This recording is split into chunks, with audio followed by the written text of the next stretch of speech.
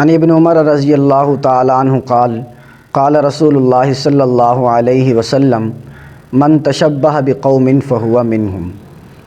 حضرت ابن عمر رضی اللہ تعالی عنہ فرماتے ہیں کہ نبی اکرم صلی اللہ علیہ وسلم نے فرمایا کہ جو شخص جس قوم کی مشابہت اختیار کرتا ہے اس کا شمار اسی میں سے ہوتا ہے۔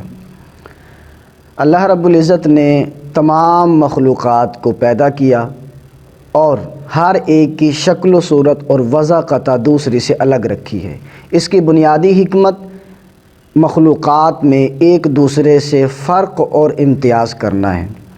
جیسے انسان ہے اور جانور، تو دونوں کی شکل و صورت میں بود و باش میں فرق ہے۔ پھر انسانوں میں مرد اور عورت میں فرق ہے، اور جانوروں میں شیر اور گدھا ہے تو وضع قطع اور شکل و صورت میں فرق ہے۔ نباتات میں چلے جائیں تو گھاس اور زعفران میں فرق ہے۔ ایسے ہی مسلمان اور دیگر اقوام کے درمیان بھی شکل و صورت، تہذیب و تمدن اور اخلاق و اعمال میں فرق ہے۔ اگر یہ شکل و صورت اور وضع قطع کا فرق مسلم قوم کی دوسری اقوام سے ختم کر دے تو پھر ایک مسلمان اور غیر مسلم میں فرق کرنا مشکل ہو جائے گا۔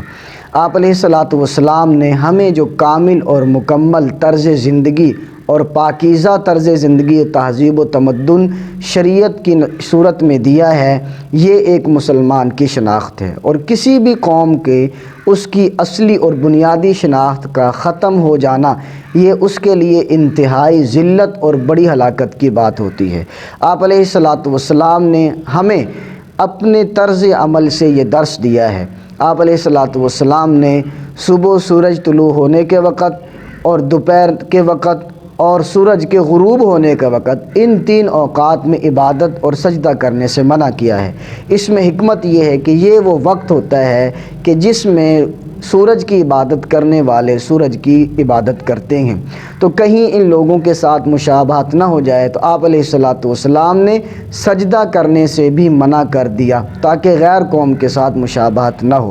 تو اسلام نے ہمیں ایک پورا اور مکمل پاکیزہ طرز زندگی دیا ہے۔ اگر ہم آپ علیہ الصلاۃ والسلام کی ان تعلیمات کو پس پشت ڈالیں اور غیر مسلم کے طرز عمل کو اپنائیں تو یہ حضور صلی اللہ علیہ وسلم سے محبت نہیں ہے، آپ علیہ الصلاۃ والسلام سے محبت کے دعوے میں ہم جھوٹے ہیں۔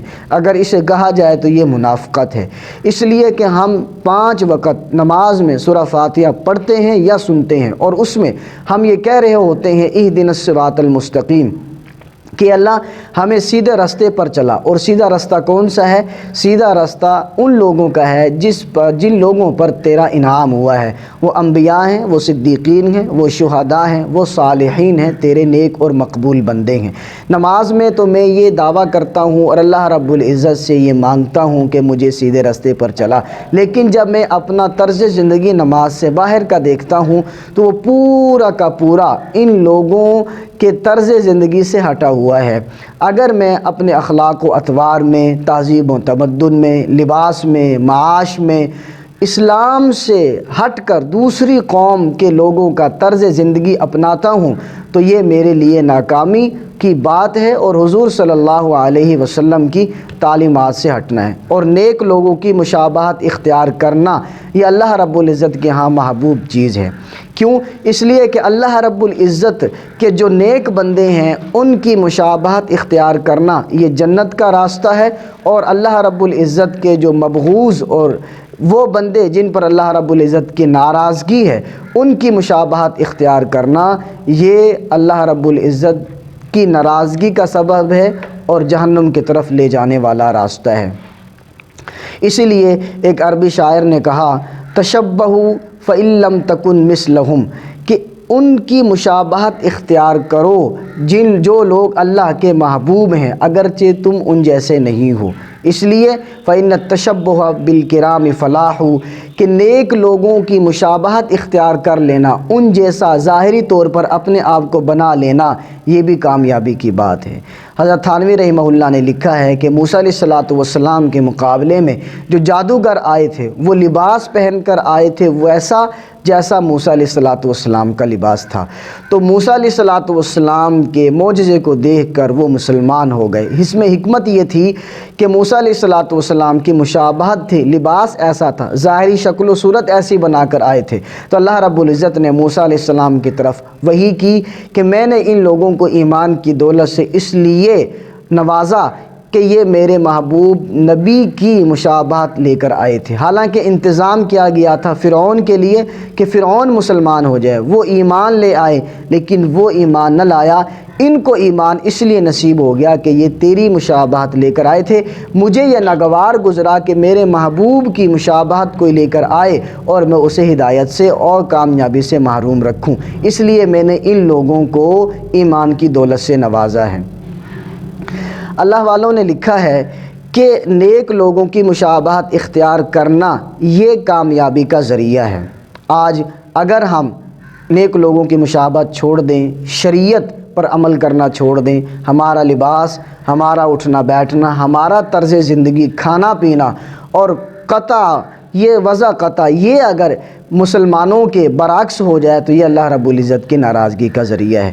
آج ہم مغرب کی جو اقوام ہیں ان سے طرز زندگی تلاش کر رہے ہیں، اور اسلام کے جو مکمل اور کامل اور کامیاب طرز زندگی ہمیں دیا ہے اسے ہم بالکل حقیر اور ہلکا سمجھتے ہیں۔ علامہ اقبال نے اسی لیے کہا تھا کہ سورج ہمیں ہر شام یہ درس دیتا ہے کہ مغرب کی طرف جاؤ گے تو ڈوب جاؤ گے۔ آج المیہ یہ ہے کہ ہمارا سیاسی نظام وہ یہود کا ہے، ہمارا معاشی نظام وہ سود والا ہے، ہمارا تعلیمی نظام وہ لارڈ مکالے والا ہے، اور ہماری قانونی جو حکومت ہے وہ ہے ان لوگوں کا ہے جو تن کے تو گورے ہیں لیکن من کے وہ کالے ہیں۔ ہمارا مکمل طور پر جو نظام ہے صبح سے لے کر شام تک، ہمارا جسم پر جو نظام ہے، ہماری حکومت، یہ طرز زندگی جو ہم آج لے کر چل رہے ہیں یہ سارا کا سارا وہ ہے جو مغرب سے آیا ہوا ہے۔ اور وہ کون ہے؟ اگر میں اللہ رب العزت سے، حضور صلی اللہ علیہ وسلم سے محبت کا دعویٰ کرتا ہوں لیکن میں طرز زندگی وہ اپنائے ہوئے ہوں جو اللہ رب العزت کے دشمن ہیں، اللہ رب العزت کے محبوب کے دشمن ہیں، اسلام کے دشمن ہیں، تو پھر کبھی بھی ہمیں کامیابی نصیب نہیں ہوگی۔ اس لیے اگر ہم کامیاب ہونا چاہتے ہیں اور ملکی نظام کو ایک سیدھے راستے پر لانا چاہتے ہیں اور قوم کو سنبھالنا چاہتے ہیں تو پھر ہم میں سے ہر ایک کو یہ کوشش کرنی ہوگی کہ ہمارا مکمل طور پر طرز زندگی اسلامی طرز زندگی ہو، مغرب والا طرز زندگی نہ ہو۔